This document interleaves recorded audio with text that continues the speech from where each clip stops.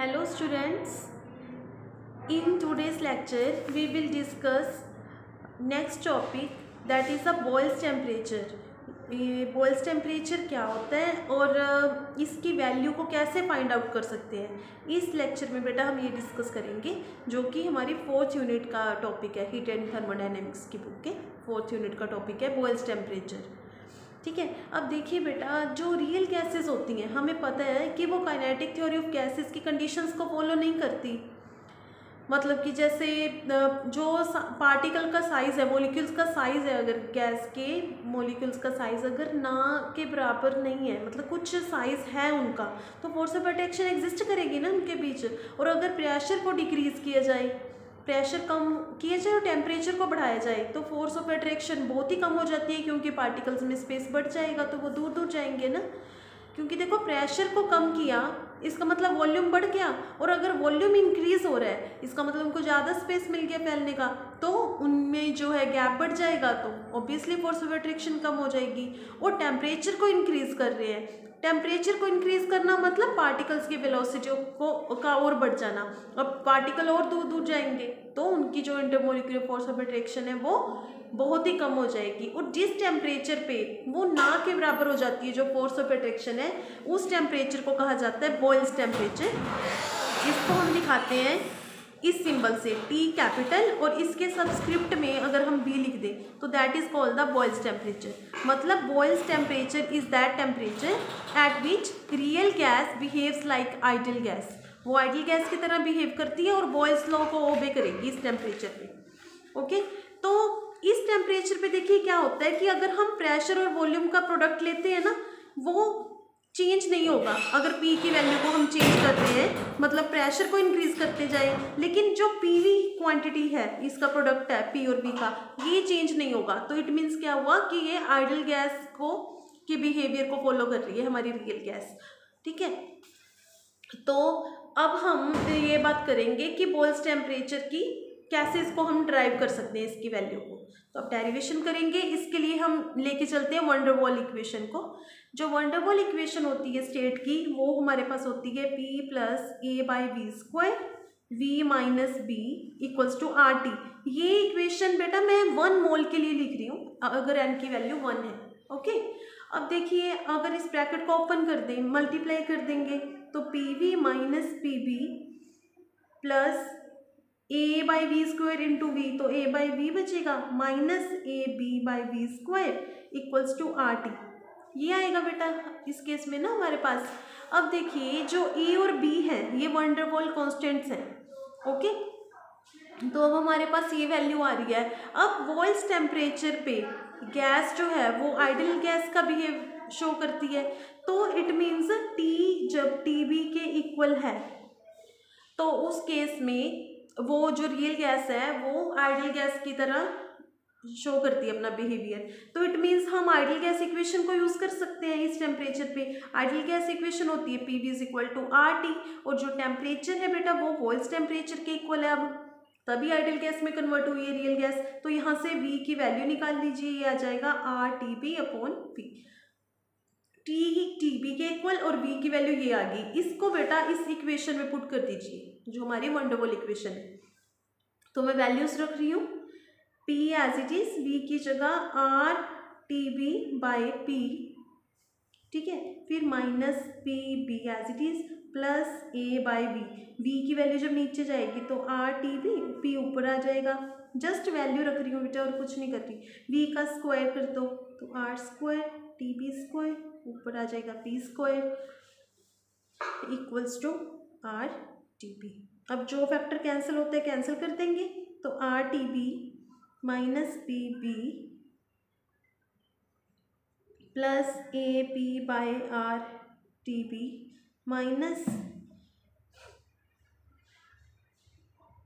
AB P square upon R square TB square is equal to RTB। RTB इधर और इधर भी cancel out हो जाएगा बेटा। ये तीन फैक्टर्स बच रहे हैं हमारे पास। अब देखिए ए और बी जो है इनकी वैल्यू बहुत स्मॉल है, तो इनका प्रोडक्ट बहुत ही कम हो जाएगा। अगर बहुत कम वैल्यूज़ को मल्टीप्लाई करेंगे तो प्रोडक्ट भी उनका कम वैल्यू देगा उनसे भी। तो इट मीन्स क्या हुआ, हम ए बी जो मल्टीप्लाई में है, ये जिस टर्म में, इस टर्म को हम निगलेक्ट कर सकते हैं बिकॉज ए बी की वैल्यू बहुत कम होएगी ए और बी स्मॉल होने की वजह से। तो हमारे पास जो बचेगा इक्वेशन वो है minus P B plus A P by R T B equals to 0।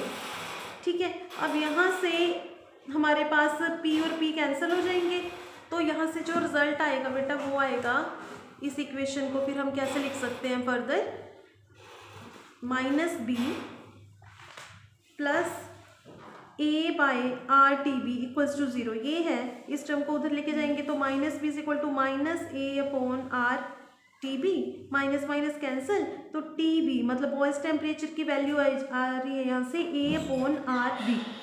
तो Boyle's temperature is equal to A upon R B. Here R is the Rydberg constant, A and B are the van der Waals constants. और जो हमने previous lecture में critical temperature की value find की थी वो थी 8a/27 आर बी। अगर इन दोनों को कंपेयर करें तो इट मीन्स क्या हुआ कि जो क्रिटिकल टेम्परेचर है that is equal to 8/27 as it is, A by R B की जगह बॉयज़ टेम्परेचर पुट कर दीजिए, तो T C is equal to 8/27 T B, ये वैल्यू आ जाएगी। ये इन दोनों में रिलेशन आ जाएगा, क्रिटिकल टेम्परेचर में और बॉयज़ टेम्परेचर में। ओके, तो आफ्टर दैट देखिए, अब जो बॉयज़ टेम्परेचर है वो ए और बी की वैल्यूज़ पे डिपेंड कर रहा है। आर तो क्योंकि कांस्टेंट है, वो तो गैस के अकॉर्डिंग वेरी नहीं करता, हर गैस के लिए आर की वैल्यू तो फिक्स ही रहती है, बट ए और बी की वैल्यू गैस पे डिपेंड करती है। इट मीन्स डिफरेंट गैसेस के लिए जो बॉयज़ टेम्परेचर है उसकी वैल्यू भी डिफरेंट डिफरेंट होती है, वो सेम नहीं होगी बिकॉज ए और बी की वैल्यू चेंज होती है हर गैस के लिए। और बेटा नाइट्रोजन के लिए जैसे इसकी वैल्यू होती है बॉयज़ टेम्परेचर की 50 डिग्री सेल्सियस, हीलियम के लिए -250 डिग्री सेल्सियस होता है। इस टाइप से गैस टू गैस इसकी वैल्यू वेरी करती है। ओके, तो that is all about this topic. अब हम बात करेंगे इन्वर्जन टेम्परेचर की। नेक्स्ट टॉपिक है जो हमारा वो है इन्वर्जन टेम्परेचर। ये हमारे पास बॉयज़ टेम्परेचर की वैल्यू आई है इसमें। अब हम टेम्परेचर ऑफ इन्वर्जन भी कह सकते हैं या इन्वर्जन टेम्परेचर, एक ही बात है। तो इसके बारे में हम डिस्कस करेंगे। देखिए, जो जूल थॉमसन एक्सपेरिमेंट है उससे हमें ये पता चलता है कि ऑर्डिनरी टेम्परेचर पे हर गैस जो है उसको हाइड्रोजन और हीलियम, इन दो गैसेस को छोड़ के बाकी सभी गैसेस ना कूलिंग इफेक्ट को शो करती हैं। अब जैसे जैसे टेम्परेचर इंक्रीज होता जाएगा तो एक पर्टिकुलर टेम्परेचर पे गैस हीटिंग इफेक्ट को शो करना लग जाती है उससे अबव टेम्परेचर पे। मीन्स जैसे मैंने यहाँ पे एक बाउंड्री ली, मान लेते हैं यहाँ पे टेम्परेचर जो है वो टेम्परेचर ऑफ इन्वर्जन है, उसके बिलो तो हर गैस, हाइड्रोजन और हीलियम एक्सेप्शनल केस है इसमें, इन दो गैसेस को छोड़ के बाकी गैसेस ना इस टेम्परेचर से कम पे कूलिंग इफेक्ट को शो करती हैं, कूलिंग इफेक्ट। बट एक पर्टिकुलर टेम्परेचर की वैल्यू जब अबव हो जाती है तो उस पर वो हीटिंग इफेक्ट शो करती हैं। तो वो टेम्परेचर जिस पे गैस ना तो कूलिंग इफेक्ट को शो करे और ना ही हीटिंग इफेक्ट को शो करे, उस टेम्परेचर को बेटा कहा जाता है टेम्परेचर ऑफ इन्वर्जन, और we can say inversion temperature. Clear हुआ ये? ठीक है, तो जिस टेम्परेचर पे गैस ना तो कूलिंग इफेक्ट को शो करे ना हीटिंग को, उससे कम पे कूलिंग इफेक्ट होता है, उससे अबव पे हीटिंग इफेक्ट होता है।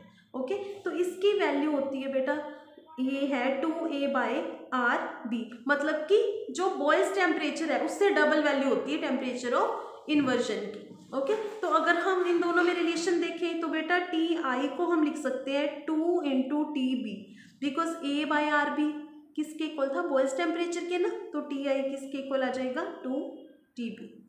ओके, इस टाइप से हमें इन दोनों का रिलेशन पता चलता है। और क्रिटिकल टेम्परेचर से भी रिलेशन अगर देखना चाहें तो देख सकते हैं इसका टेम्परेचर ऑफ इन्वर्जन का। देखिए, क्रिटिकल टेम्परेचर हमारे पास था 8a/27 RB और टेम्परेचर ऑफ इन्वर्जन है